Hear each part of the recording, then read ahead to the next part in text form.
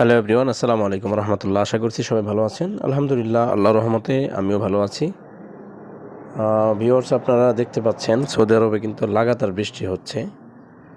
3-4 দিন যাবৎ লাগাতার বৃষ্টি, এবং এমন বৃষ্টি যে বৃষ্টিতে কিন্তু নিচু যে এলাকাগুলি রয়েছে সেই এলাকাগুলো কিন্তু একদম ডুবে গেছে, এরকম অবস্থা। আপনারা অবশ্যই অন্যান্য ভিডিওতে দেখেছেন। আমি যেই এরিয়াতে থাকি সৌদি আরবের দাম্মামের যে এরিয়াতে আমি থাকি, সেই এরিয়াতে একটু উঁচু এলাকা, ওই জন্য এখানে পানি তেমন একটা জমে না। আর পাইপিংয়ের সুব্যবস্থা আছে বিদায় পানিটা এখানে দীর্ঘক্ষণ থাকে না, পাইপে করে নিচু এলাকায় চলে যায়। আসলে প্রচুর বৃষ্টি হয়েছে, যেটা আসলে কি বলবো আপনাদেরকে। এই বৃষ্টি দেখতে দেখেন সুন্দর একটা মসজিদ কিন্তু সামনে দেখা যাচ্ছে। আমরা যেই এরিয়াতে থাকি এই এরিয়ার সবচাইতে সুন্দর মসজিদ, এখন রানিং পজিশনে সবচাইতে সুন্দর মসজিদ হচ্ছে এটি। আগে অন্যান্য মসজিদ ছিল, কিন্তু এই মসজিদটি এত সুন্দর করে চমৎকার করেছে যেটা আসলে বলা বাহুল্য। তো যাই হোক, বিষয়টা হচ্ছে এই বৃষ্টির মধ্যে সবচাইতে যেই আমরা বাধার সম্মুখীন হই সেটা হচ্ছে গাড়ির থেকে তেল বা মোবিল এরকম যদি রাস্তায় পড়ে, সেখানে কিন্তু আপনার গাড়ি চালান বা মোটরসাইকেল চালান, যারা আজনবী ভাই আমার রয়েছে তাদের তো ম্যাক্সিমামই মোটরসাইকেলে, বিশেষ করে যারা ইদানিং যারা আছে আপনার হাঙ্গার স্টেশনে কাজ করে তাদের কিন্তু মোটরসাইকেল তারা ইউজ করে, এবং এই তাদের জন্যই আমার ভয়টা সবচাইতে বেশি।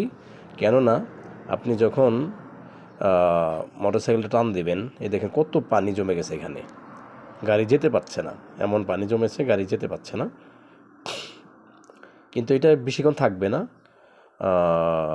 5-10 মিনিটের মধ্যেই এটা পাইপে টেনে নিয়ে যাবে। এই প্রত্যেকটা ওই খেজুর গাছ দেখতেছেন, ওই খেজুর গাছের নিচ দিয়ে মাটি গর্ত করে ওইখান থেকে কিন্তু পানি যাওয়ার জন্য, পানি নিষ্কাশনের জন্য পাইপ দেওয়া হয়েছে। প্রচুর বৃষ্টি হয়েছে, একদম সারা রাত বৃষ্টি হয়েছে। দেখেন কিছু ফায়ার সার্ভিসের ভাইয়েরা তারাও এখানে কাজ করতেছে, লাইটিংয়ের কোনো সমস্যা হয়েছে কি না।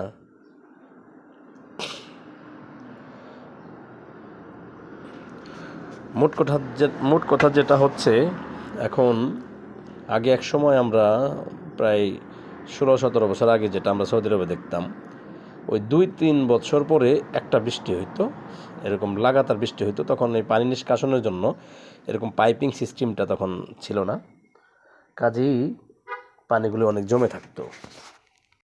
তখন আমরা কি দেখতাম, দেখা গেছে 2-3 দিন লাগাতার বৃষ্টি হইলে 7 দিন পর্যন্ত পানি কিন্তু রাস্তাঘাটে থেকে যেত, এবং চলাচলে খুবই বিঘ্নতা ঘটতো। মানে এমন সময় দেখছি যে আমি এক জায়গায় টাকা কালেকশন করতে গেছি, আমি বুক পানি পর্যন্ত করে আসছি। আমি টাকাগুলি হাতে করে উপরে রাখে তারপর হাতে নিয়ে তারপরে আসছি, এরকমও গেছে। কিন্তু এখন আলহামদুলিল্লাহ সেটা নাই। পানি নিষ্কাশনের জন্য, দ্রুত পানি নিষ্কাশনের জন্য পাইপিং সিস্টেম, এবং যেখানে একটু নিচে সেখানে একদম ভিতর দিয়ে নালা করে দিয়েছে, এরকম অনেক উন্নত প্রযুক্তির ব্যবহার এখানে হয়েছে, যাতে করে খুব বেশিক্ষণ কিন্তু পানি এখানে থাকে না। তো যেই পরিমাণ বৃষ্টি হয়েছে, সেই বৃষ্টি যদি বাংলাদেশে হইতো, আজকে যেই পরিমাণ বৃষ্টি হয়েছে আমাদের এলাকায়, আমরা যে এরিয়াতে থাকি, এই পরিমাণ বৃষ্টি যদি বাংলাদেশে হইতো, মানুষ 7 দিন কেন 10 দিনও ঘর থেকে বাইরে হতে পারতো না, পানি থাকতো প্লাস কেদা থাকতো। কিন্তু এখানে হচ্ছে পানি না থাকার আর একটা বড় উল্লেখযোগ্য একটা কারণ হচ্ছে, এই সৌদি আরবের কিন্তু ম্যাক্সিমাম জায়গা কিন্তু ম্যাক্সিমাম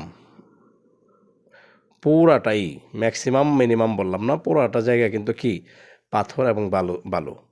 এবং এই পাথর এবং বালু কীরকম পানি টানে সেটা আপনারা অবশ্যই জানেন, বালু কীরকম পানি টানে।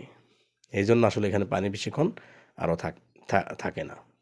কিন্তু যে পরিমাণ বৃষ্টি হয়েছে, এই বৃষ্টি যদি বাংলাদেশে হইতো, অলমোস্ট 10 দিন কেউ ঘর থেকে বাইরে হতে পারতো না। তো যাই হোক, যারা এখানে হাঙ্গার স্টেশনে কাজ করেন বা যারা বাইরে কাজ করেন, তারা বৃষ্টি হলে অবশ্যই একটু দেখে চলাচল করবেন, এবং স্লোলি চলাচল করবেন, কারণ আপনার ছোট্ট একটা দুর্ঘটনা আপনার সারা জীবনে কান্না হয়ে আসতে পারে। তো সবাই ভালো থাকেন, সুস্থ থাকেন। আল্লাহ হাফেজ।